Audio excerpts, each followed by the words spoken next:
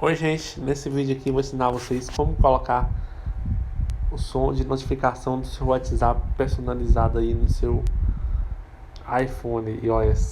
Você abre o WhatsApp aí, galera, eu já deixei o meu aberto para não entrar nas conversas e não mostrar o número de ninguém, né, galera? Eu não posso expor o número de ninguém aqui não, né? Mas vocês vão entrar aí no seu Instagram e vai vir nessa aba aqui embaixo no canto direito, ó. Configurações, tá vendo, galera? Clicou nela. Vai vir nessa opção aqui, ó, notificações, que tá debaixo da opção conversas. Clicou em notificações. Aqui você pode vir notificações de mensagens, tá vendo, ó? Aí, notificações de grupo. Você pode mudar da mensagem, ó. Você clica aqui, ó. Aí você pode estar escolhendo, ó. Vários. Esse.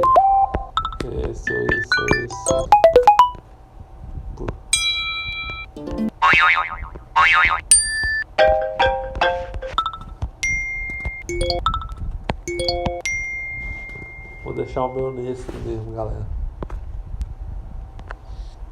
E também você pode estar alterando o som de notificação dos grupos também, ó.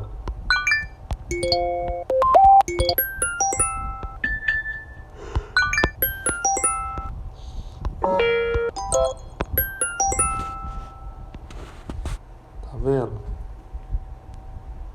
E aqui, galera, aqui é notificações no aplicativo, tá vendo? Ó, banners. Isso aqui é configurações de outras coisas. E é isso, galera.